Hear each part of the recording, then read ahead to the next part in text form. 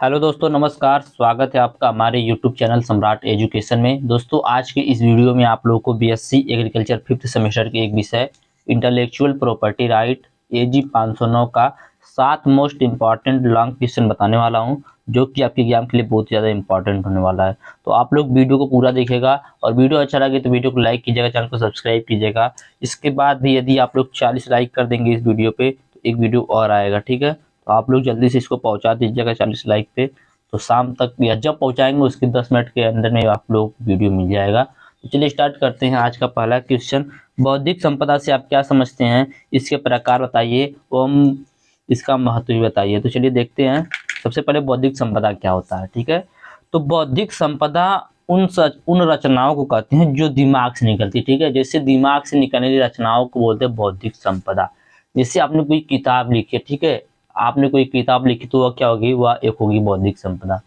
आपने कोई आविष्कार किया, वह क्या हो गया, वह हो गया बौद्धिक संपदा। आपने कोई मशीन बना दी, वह क्या हो गया, बौद्धिक संपदा हो गया। आपने किसी नए वैरायटी को तैयार कर दिया, यह क्या हो गया, एक बौद्धिक संपदा हो गया। आपके दिमाग से, अपने मस्तिष्क की उपज से आप यह जो रचनाएं कर रहे हैं उसको बोलते हैं बौद्धिक संपदा, ठीक है। तो यह जो संपदा होती है इसी को प्रोटेक्ट करने के लिए एक राइट दिया जाता है जिसको बोलता है इंटेलेक्चुअल प्रॉपर्टी राइट, ठीक है। इंटेलेक्चुअल प्रॉपर्टी राइट या बौद्धिक संपदा अधिकार। तो बौद्धिक संपदा उन रचनाओं को कानूनी सुरक्षा प्रदान करता है जो मानसिक श्रम से उत्पन्न होते हैं, मतलब जो मस्तिष्क के श्रम से उत्पन्न होते हैं उनको सुरक्षा प्रदान करता है। कौन, इंटेलेक्चुअल प्रॉपर्टी राइट की बात यहाँ पर आ गई, ध्यान दीजिएगा। यह इंटेलेक्चुअल प्रॉपर्टी राइट की बात है। इंटेलेक्चुअल प्रॉपर्टी क्या, तो उसको समझिएगा।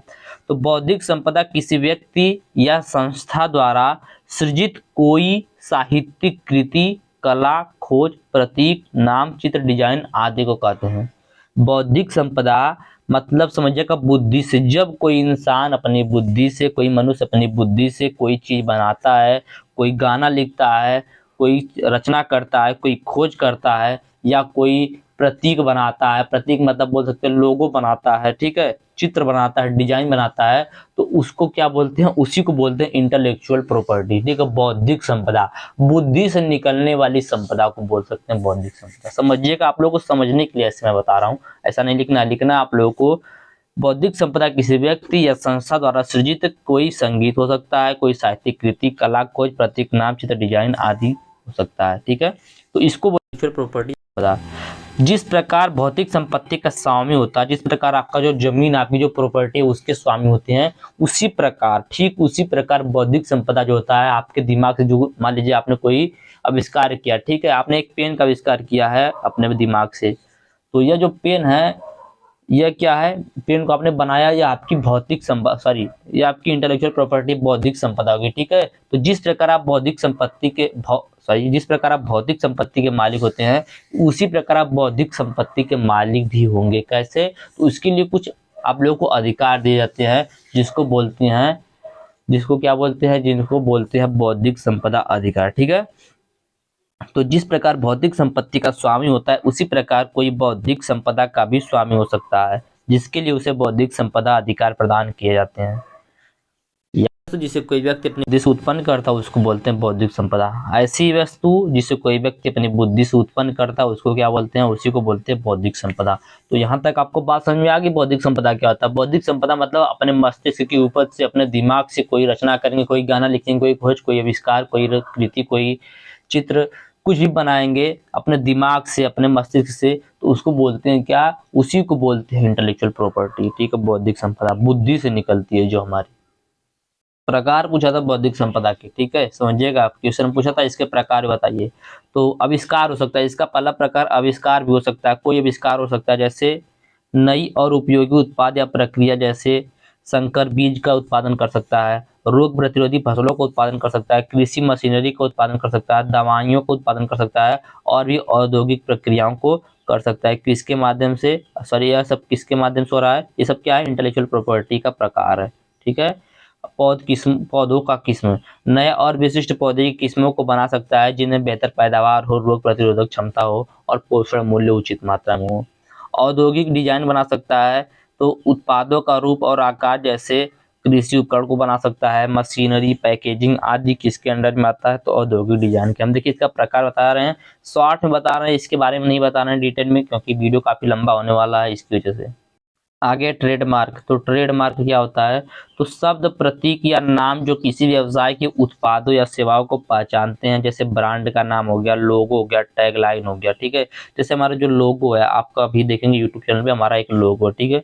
उस लोगो को यदि मैंने पेटेंट करवा दिया तो वह जो लोगो है उसको कोई यूज नहीं कर पाएगा, ठीक है। मतलब कोई यदि यूज करेगा तो मैं चाहूंगा तो उसके ऊपर कानूनी कार्रवाई करवा सकता हूँ, ठीक है।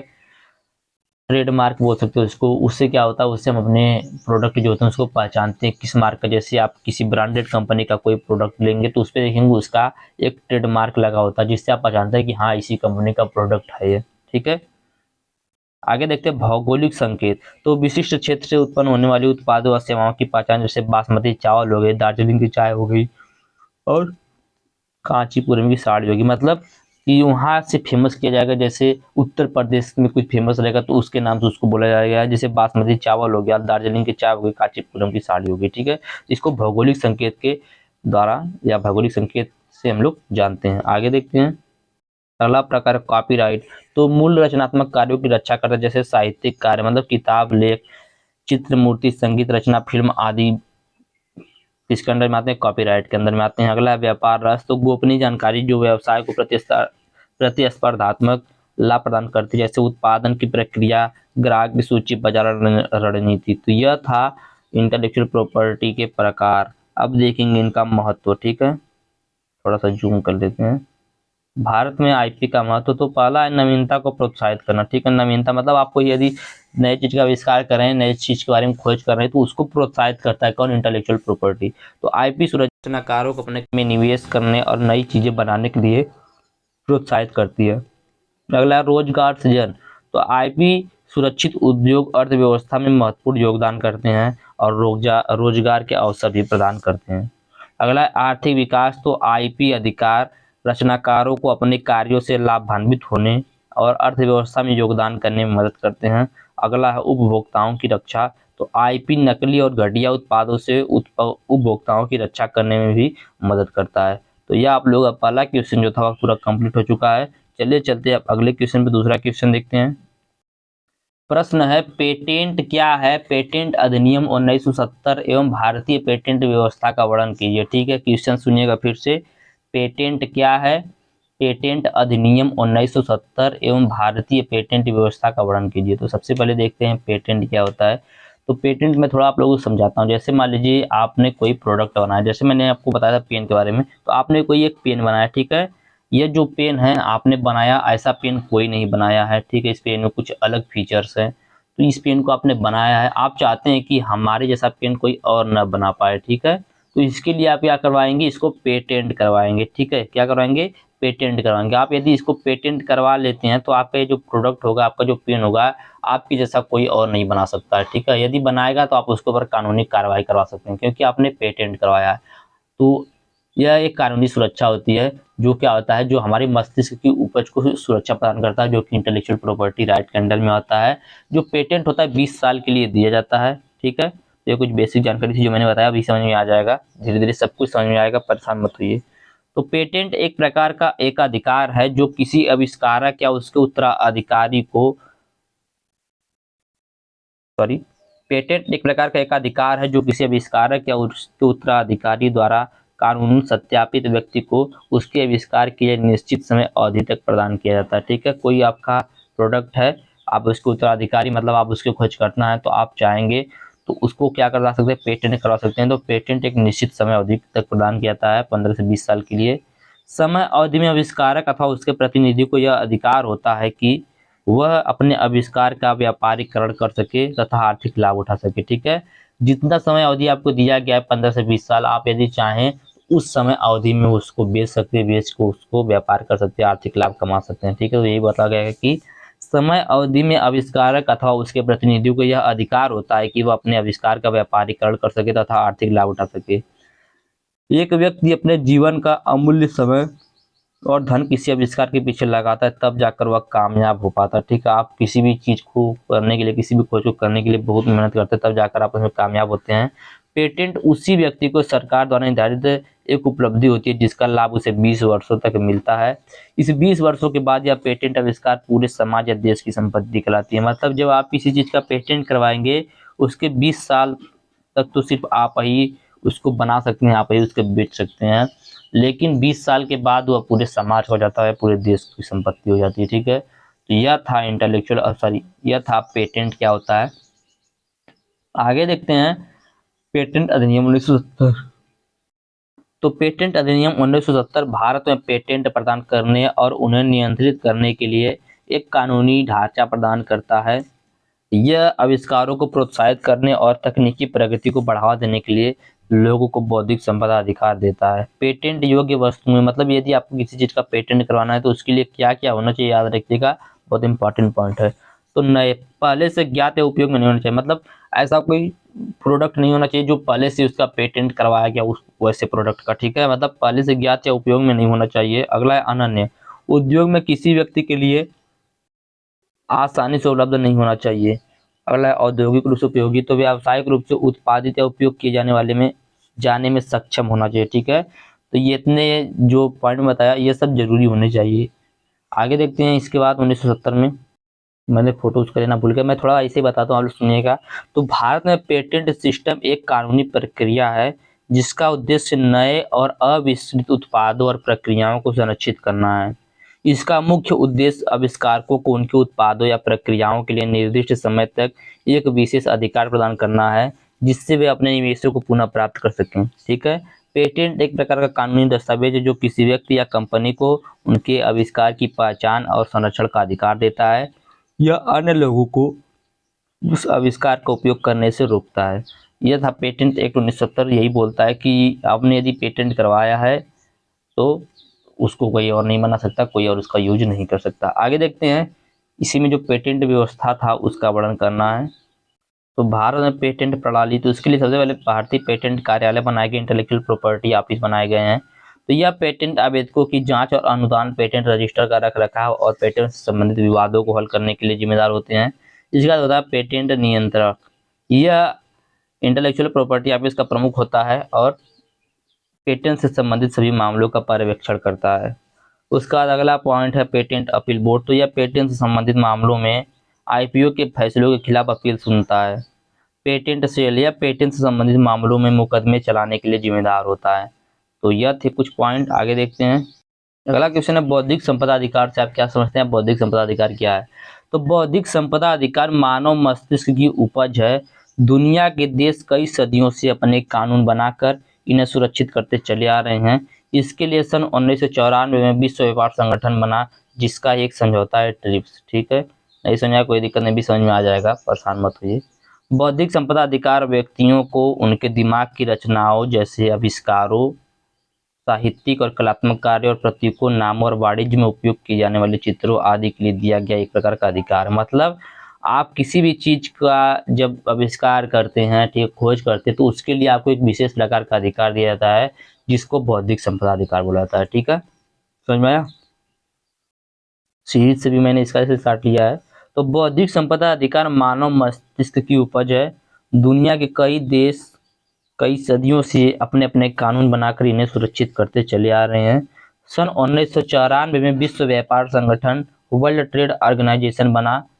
Agreement on the trade related aspect of intellectual property, मतलब ट्रिप्स इस संगठन का एक समझौता, ठीक है, जिसके द्वारा ट्रिप्स समझौता हुआ।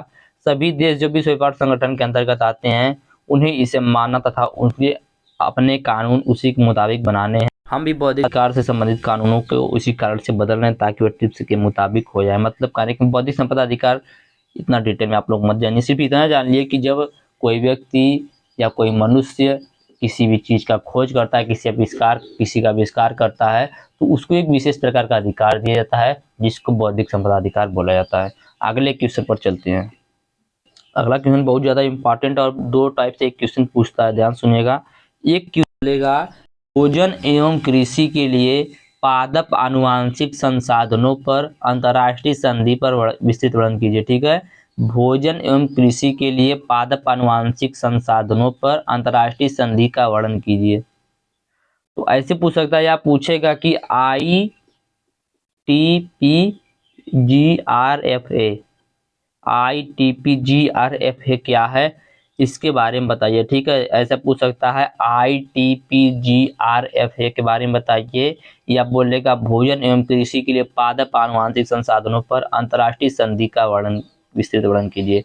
तो सबसे पहले चलिए देखते हैं ITPGRFA का पूरा नाम क्या है। तो इसका पूरा नाम होता है international treaty on plant genetic resources for food and agriculture. ठीक है, international treaty on plant genetic resources for food and agriculture, जिसको हिंदी में बोलते हैं भोजन एवं कृषि के लिए पादप आनुवंशिक संसाधनों पर अंतर्राष्ट्रीय संधि। ठीक है, भोजन एवं कृषि के लिए पादप आनुवंशिक संसाधनों पर अंतर्राष्ट्रीय संधि। यह एक व्यापक अंतर्राष्ट्रीय समझौता है जिसका उद्देश्य खाद्य सुरक्षा को गारंटी देता है। यह क्या है? यह एक व्यापक अंतर्राष्ट्रीय समझौता है जिसका उद्देश्य खाद्य सुरक्षा को गारंटी देना है। यह पौधे को आहार और कृषि के उद्यानों से संबंधित जेनेटिक संसाधनों को संरक्षित करने और सुरक्षित करने के लिए बनाया गया है। इसका मुख्य उद्देश्य विभिन्न प्रकार के पौधों जैसे अनाज, सब्जियां, फल और जेनेटिक संसाधनों को सहेजा जाए ताकि आने वाली पीढ़ियां भी इसका उपभोग किया जाएगा। बहुत इंपॉर्टेंट है, मतलब आप जो भी चीज को उपभोग कर रहे हैं वो आपकी आने वाली पीढ़ी भी उसका उपभोग कर सके, इसके लिए जो इसके जीन होते हैं विभिन्न प्रकार के फसलों को उनको स्टोर करके रखा जाता है, जो कि इसके अंडर में ही आता है। चलिए चलते हैं 5वें क्वेश्चन पे। अगला क्वेश्चन है यूपीओवी। यूपीओवी के बारे में विस्तार से बताइए। तो यूपीओवी के बारे में देखते हैं। तो यूपीओवी का पूरा नाम होता है union for the protection of new variety of plant. Union for the protection of new variety of plant इसका पूरा नाम होता है।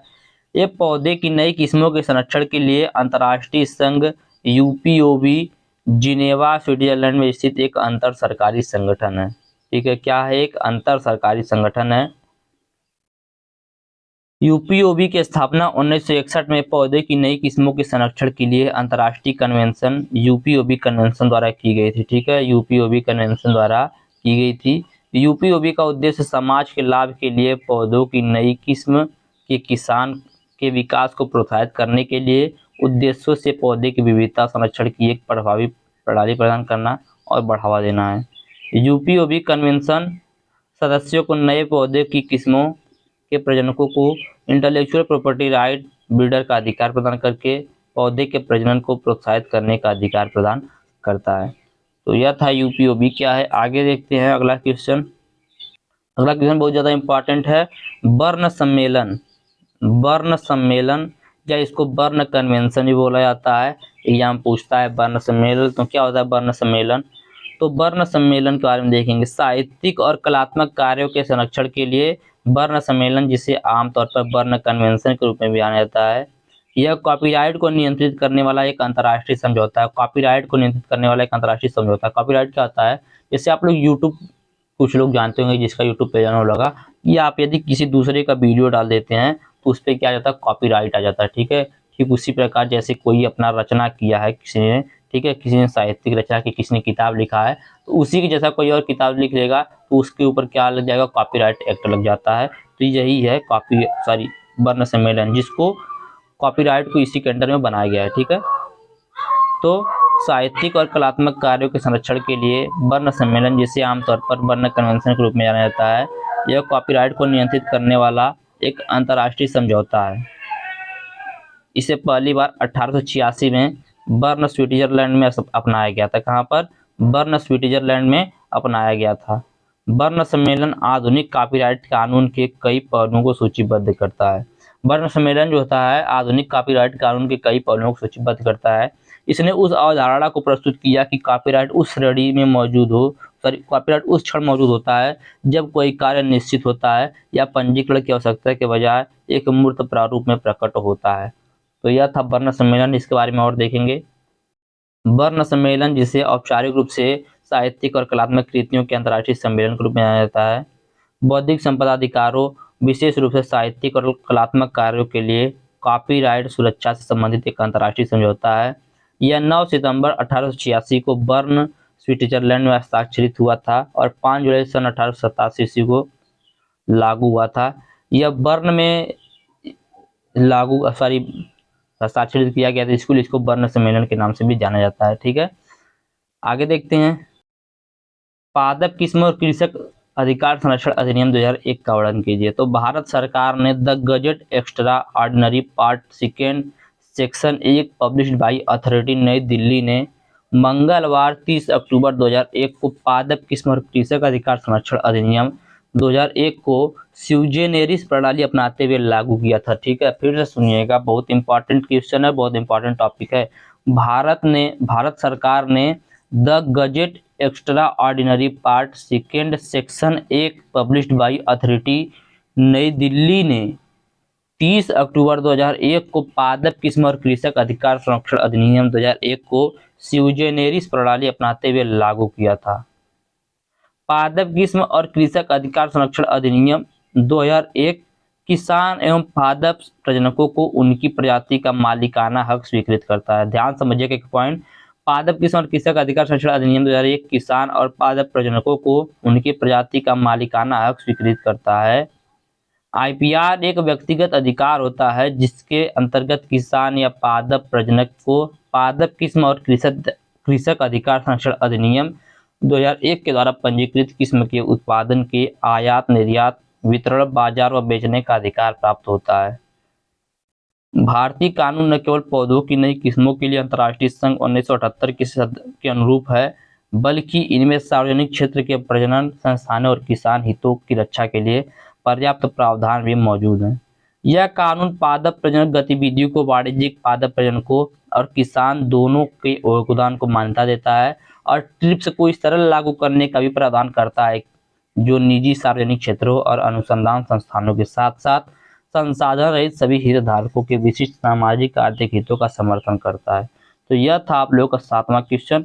एक क्वेश्चन और आप लोग लिख लीजिए, 8वां क्वेश्चन पीबीआर के बारे में। पीबीआर क्या है पूछ देगा, या प्लांट ब्रीडिंग राइट क्या है। ठीक है, प्लांट ब्रीडिंग राइट क्या है, तो सरकार द्वारा किसी किस्म का विकास करने वाले प्लांट ब्रीडर अथवा संगठन को एक अधिकार दिया जाता है जिससे किसी अन्य को एक निश्चित समय के लिए मतलब 15 से 20 वर्ष तक उसका उत्पादन करने के लिए अथवा किसी किस्म के प्रोपागेशन मटेरियल का कमर्शियल करने से रोका जाता है, उसी को प्लांट ब्रीडिंग राइट कहते हैं। ठीक है, प्लांट ब्रीडिंग राइट क्या होता है, तो प्लांट ब्रीडिंग राइट सरकार द्वारा किसी किस्म का विकास करने वाले प्लांट ब्रीडर और संगठन को एक अधिकार देती है जिससे किसी अन्य को एक निश्चित समय के लिए उसका उत्पादन करने अथवा किस्म की प्रोपागेशन मटेरियल की जो किस्म की वैरायटी की प्रोपागेशन मटेरियल प्रवर्धन सामग्री है उसको बेचने से रोका जाता है, उसी को प्लांट ब्रीडिंग राइट कहते हैं।